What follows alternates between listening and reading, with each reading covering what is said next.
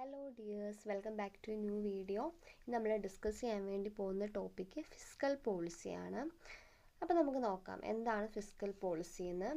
അപ്പോൾ നിങ്ങൾ ആദ്യം തന്നെ മനസ്സിലാക്കേണ്ടത് എന്താണെന്ന് വെച്ചാൽ, ഫിസ്ക്കൽ പോളിസി എന്ന് പറഞ്ഞാൽ അതൊരു ഗവൺമെൻറ്റിൻ്റെ പോളിസി ആണെന്ന് ഫസ്റ്റ് തന്നെ ഓർത്തിരിക്കുക കേട്ടോ. Fiscal policy is the policy used by the government to control and improve the economy through government income and government spending. അപ്പോൾ ഗവൺമെൻറ്റിൻ്റെ സ്പെൻഡിങ്ങും ഗവൺമെൻറ്റിൻ്റെ ഇൻകം ഒക്കെ ഉപയോഗിച്ച് നമ്മുടെ എക്കണോമീനെ എന്ത് ചെയ്യുക, ഒന്നും കൂടി ഒന്ന് കൺട്രോൾ ചെയ്യുക, നമ്മുടെ എക്കണോമീനെ ഒന്നും കൂടി ഒന്ന് ഇമ്പ്രൂവ് ഒക്കെ ചെയ്യുന്ന ഗവൺമെൻറ്റിൻ്റെ ഒരു പോളിസിയാണ് എന്ത്, ഫിസ്ക്കൽ പോളിസി എന്ന് പറയുന്നത്. The government mainly uses taxes, public expenditure, borrowing, subsidies and welfare schemes as part of fiscal policy.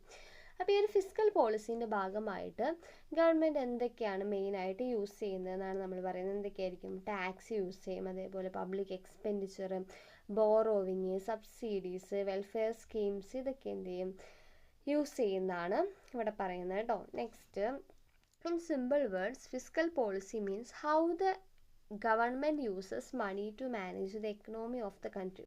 ഒരു രാജ്യത്തിലെ എക്കണോമീനെ എങ്ങനെ മാനേജ് ചെയ്യുന്നു, അവിടുത്തെ പണം എങ്ങനെ ഗവൺമെൻറ് യൂസ് ചെയ്യുന്നു എന്നൊക്കെ മനസ്സിലാക്കാൻ നമ്മളെ ഹെൽപ്പ് ചെയ്യുന്ന പോളിസിയാണ് ഫിസ്ക്കൽ പോളിസി എന്ന് പറയുന്നത്.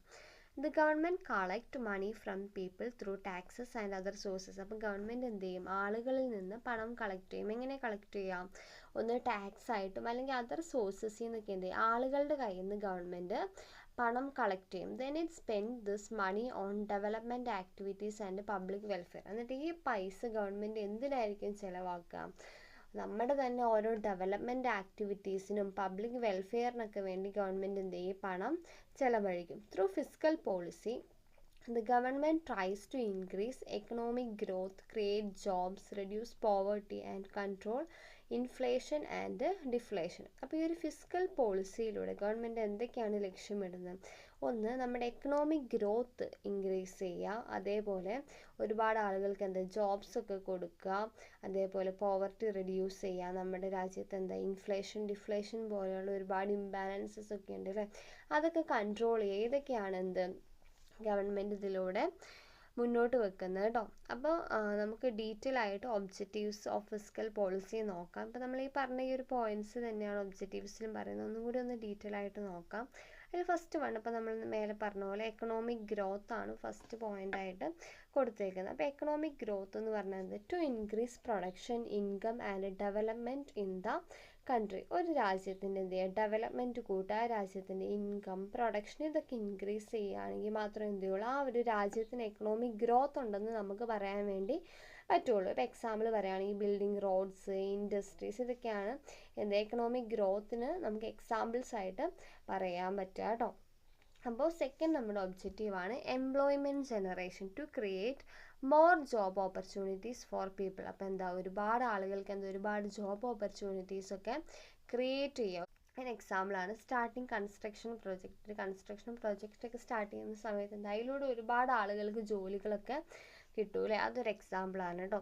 മൂന്നാമത്തെ നമ്മുടെ ഒബ്ജക്റ്റീവായിട്ട് പറയുന്ന പ്രൈസ് സ്റ്റെബിലിറ്റി ആണ്. പ്രൈസ് സ്റ്റെബിലിറ്റി എന്ന് പറഞ്ഞാൽ to control inflation and deflation in the economy. നമ്മുടെ എക്കണോമിയിലെ ഇൻഫ്ലേഷൻ, ഡിഫ്ലേഷൻ പോലുള്ള ഇംബാലൻസസ് ഒക്കെ എന്ത് ചെയ്യുക, കൺട്രോൾ ചെയ്യുക, പ്രൈസ് സ്റ്റേബിൾ ആക്കുക. ഇപ്പോൾ എക്സാമ്പിൾ പറയുകയാണെങ്കിൽ increasing taxes during inflation. Inflation പീരീഡിൽ ഗവൺമെൻറ് എന്ത് ചെയ്യും, ടാക്സ് റേറ്റ് കൂട്ടും അല്ലേ, അതൊരു എക്സാമ്പിളാണ് കേട്ടോ പ്രൈസ് സ്റ്റെബിലിറ്റിക്ക്. നമ്മുടെ ഫോർത്ത് ഒബ്ജക്റ്റീവാണ് reduction of poverty and inequality, to help poor people through welfare schemes and subsidies. അപ്പോൾ ഗവൺമെൻറ് എന്താ സബ്സിഡീസ് കൊടുക്കുന്നതിലൂടെ, ഒരുപാട് വെൽഫെയർ സ്കീമിലൂടെയൊക്കെ എന്താ ഒരുപാട് പുവർ പീപ്പിളിനെയൊക്കെ ഹെൽപ്പ് ചെയ്യുന്നുണ്ട്. അതേപോലെ അതിലൂടെ എന്താ നമുക്ക് പോവർട്ടി റെഡ്യൂസ് ചെയ്യാനും ഇൻഇക്വാലിറ്റി റെഡ്യൂസ് ചെയ്യാനൊക്കെ നമ്മളെ ഹെൽപ്പ് ചെയ്യും. Example providing free food and pension. ഇപ്പോൾ ആളുകൾക്ക് റേഷൻ ഷോപ്പിലൂടെയൊക്കെ ഫ്രീ ഫുഡ് ഗവൺമെൻറ് കൊടുക്കുന്നുണ്ട്, അതേപോലെ എന്താ പെൻഷനൊക്കെ കൊടുക്കുന്നുണ്ട്. ഇതൊക്കെ എക്സാമ്പിൾസ് ആണ്. Fifth point balanced regional development ആണ്, to develop backward and rural areas. Backward ആയിട്ടുള്ള അതും അതേപോലെ റൂറൽ ഏരിയാസിനൊക്കെ എന്ത് ചെയ്യുക, നമ്മൾ ഈക്വലി അവർക്ക് ഇമ്പോർട്ടൻസ് കൊടുത്ത് ഈക്വലി എന്താ ഡെവലപ്മെൻറ്റ് കൊണ്ടുവരാൻ വേണ്ടിയിട്ട് ശ്രദ്ധിക്കുക. എക്സാമ്പിളാണ് ഓപ്പണിംഗ് ഇൻഡസ്ട്രീസ് ഇൻ വില്ലേജ്. ഓരോ വില്ലേജസിലൊക്കെ ഓരോ ഇൻഡസ്ട്രീസ് സ്റ്റാർട്ട് ചെയ്യും. അപ്പം എന്താ അവിടെ ഒന്നും കൂടി ഒന്ന് ഡെവലപ്ഡ് ആകാനും അവിടെയുള്ള ആളുകൾക്ക് ഒരുപാട് ജോലികളൊക്കെ കിട്ടാനൊക്കെ വേണ്ടിയിട്ട് നമ്മളെ ഹെൽപ്പ് ചെയ്യും. സിക്സ്ത് ഒബ്ജക്റ്റീവാണ് economic stability. To maintain stability in the economy during recession or inflation. അതായത് ഡിഫ്ലേഷനോ അല്ലെങ്കിൽ ഇൻഫ്ലേഷനോ ഉള്ള സമയത്തൊക്കെ എന്താ നമ്മുടെ എക്കണോമിയിൽ സ്റ്റെബിലിറ്റി മെയിൻറ്റെയിൻ ചെയ്യാൻ വേണ്ടിയിട്ട് ശ്രദ്ധിക്കുക. അതാണ് എന്ത് നമ്മുടെ ഒരു ഒബ്ജക്റ്റീവായിട്ട് പറയുന്നത്. അതിന് എക്സാമ്പിളാണ് increasing government spending during deflation അല്ലെങ്കിൽ എക്കണോമിക് സ്ലോ ഡൗൺ. ഗവൺമെൻറ് എന്ത് ചെയ്യും? ഗവൺമെൻറ്റിൻ്റെ സ്പെൻഡിങ് കൂട്ടൂലേ ഡിഫ്ലേഷൻ ടൈമിൽ. നിങ്ങൾക്ക് ഈ ഇൻഫ്ലേഷൻ ഡിഫ്ലേഷൻ എന്നുള്ള ഈ ഒരു ടോപ്പിക്ക് ഡീറ്റെയിൽ ആയിട്ട് അറിയണമെങ്കിൽ ഞാനത് എന്താണ് അതിൻ്റെ എക്സാമ്പിൾസ് കാര്യങ്ങളൊക്കെ ഇൻക്ലൂഡ് ചെയ്യുന്ന ഒരു വീഡിയോ ചെയ്തിട്ടുണ്ട്. അപ്പോൾ ഞാൻ അതിൻ്റെ ലിങ്ക് ഡിസ്ക്രിപ്ഷൻ ബോക്സിൽ കൊടുക്കുക. അപ്പോൾ ആവശ്യമുള്ളവർ ചെക്ക് ചെയ്ത് നോക്കുക കേട്ടോ. ഇനി നമ്മൾ പറയാൻ പോകുന്നത് ടൈപ്സ് ഓഫ് ഫിസ്ക്കൽ പോളിസിയാണ്. ഇവിടെ മെയിനായിട്ട് 2 ടൈപ്സാണ് ഞാൻ കൊടുത്തേക്കുന്നത്. എക്സ്പാൻഷറി ഫിസ്ക്കൽ പോളിസിയും അതേപോലെ കോൺട്രാക്ഷണറി ഫിസ്ക്കൽ പോളിസിയാണ് കൊടുത്തേക്കുന്നത്. അപ്പോൾ ഫസ്റ്റ് വണ്ണ് നോക്കാം. എക്സ്പാൻഷറി ഫിസ്ക്കൽ പോളിസി എന്ന് പറഞ്ഞാൽ this policy is used during unemployment or economic slow down. നമ്മൾ ഡിഫ്ലേഷൻ ടൈമിൽ അല്ലെങ്കിൽ അൺഎംപ്ലോയ്മെൻറ്റ് ഉണ്ടാവുന്ന ആ ഒരു ടൈമിലാണ് നമ്മൾ എന്ത് ചെയ്യുന്നത് ഈ ഒരു എക്സ്പാൻഷണറി ഫിസ്ക്കൽ പോളിസി നമ്മൾ മെയിനായിട്ടും യൂസ് ചെയ്യുന്നത്. അൺഎംപ്ലോയ്മെൻറ്റിനെ കുറിച്ചിട്ടുള്ള വീഡിയോയും ഞാൻ ചെയ്തിട്ടുണ്ട്. അതിൻ്റെ ലിങ്കും കൂടി ഡിസ്ക്രിപ്ഷനിൽ കൊടുക്കാം കേട്ടോ. ഈ ഒരു ഡിഫ്ലേഷൻ ടൈമിൽ ഗവൺമെൻറ് എന്തൊക്കെയാണ് ചെയ്യാൻ നോക്കാം. Increase spending. ഗവൺമെൻറ് എന്ത് ചെയ്യും? സ്പെൻഡിങ് ഇൻക്രീസ് ചെയ്യും. അതേപോലെ ടാക്സ് ഒക്കെ എന്ത് ചെയ്യും? ടാക്സിൻ്റെ റേറ്റൊക്കെ കുറയ്ക്കും അല്ലേ. അതേപോലെ ഇൻക്രീസ് ജോബ്സ് ഒക്കെ ആളുകൾക്ക് എന്ത് ചെയ്യും? ഒരുപാട് കൂടുതൽ നൽകാൻ വേണ്ടി ശ്രമിക്കുക. അതേപോലെ ഇൻകം ഡിമാൻഡൊക്കെ എന്ത് ചെയ്യും? ഇൻക്രീസ് ചെയ്യും. Example government starts road construction projects to create employment. Government എന്ത് ചെയ്യും? റോഡ് കൺസ്ട്രക്ഷൻ അങ്ങനെ പുതിയ പ്രോജക്ട്സ് ഒക്കെ സ്റ്റാർട്ട് ചെയ്യും. ഇതൊക്കെ സ്റ്റാർട്ട് ചെയ്യുന്നത് എന്തിനാണ്? ആളുകൾക്ക് കൂടുതൽ എംപ്ലോയ്മെൻറ്റ് ഓപ്പർച്യൂണിറ്റീസ് കൊടുക്കുന്നതിന് വേണ്ടിയിട്ടാണ്. അപ്പോൾ അതാണ് എക്സ്പാൻഷണറി ഫിസ്ക്കൽ പോളിസി എന്ന് പറഞ്ഞാൽ. അതായത് ഡിഫ്ലേഷൻ ടൈമിലായിരിക്കും ഈ ഒരു പോളിസി നമ്മൾ കൂടുതലായിട്ടും യൂസ് ചെയ്യുന്നത്. അപ്പോൾ ഡിഫ്ലേഷൻ ടൈമിൽ എന്താ ഗവൺമെൻറ് കൂടുതൽ സ്പെൻഡ് ചെയ്യും. ആളുകളുടെ കയ്യിലൊന്നും ക്യാഷ് ഉണ്ടാവില്ല. അപ്പോൾ എന്താ ആ ഒരു ടൈമിൽ ഗവൺമെൻറ് കൂടുതൽ സ്പെൻഡ് ചെയ്യും. അപ്പോൾ എന്ത് ചെയ്യും? ആളുകൾക്ക് എന്ത് ചെയ്യും? പതുക്കെ ഒരുപാട് ജോബ് ഓപ്പർച്യൂണിറ്റീസ് ഒക്കെ കിട്ടി അവർക്ക് ഇൻകം ഒക്കെ കിട്ടി എന്ത് ചെയ്യും? അവർ പതുക്കെ ഇങ്ങനെ കയറി വരും. ഇനി സെക്കൻഡ് കോൺട്രാക്ഷണറി ഫിസ്ക്കൽ പോളിസിയാണ്.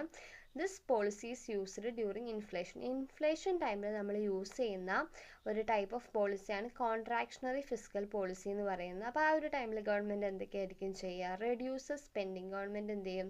സ്പെൻഡിങ് കുറയ്ക്കും. അതായത് ഇൻഫ്ലേഷൻ ടൈമിൽ ആളുകളുടെ കയ്യിൽ ഒരുപാട് പൈസ ഉണ്ടാവും. അപ്പോൾ ഗവൺമെൻറ് എന്ത് ചെയ്യും? പിടിച്ച് ചിലവാക്കുള്ളൂ. ഗവൺമെൻറ് അധികം ചിലവാക്കാൻ നിൽക്കത്തില്ല. ടാക്സ് റേറ്റ് എന്ത് ചെയ്യും? ആളുകളുടെ കയ്യിൽ ഒരുപാട് പൈസ ഉള്ളതുകൊണ്ട് തന്നെ ഗവൺമെൻറ് എന്ത് ചെയ്യും? ടാക്സ് റേറ്റും നല്ലതുപോലെ കൂട്ടും. This reduces excess demand and control rising prices.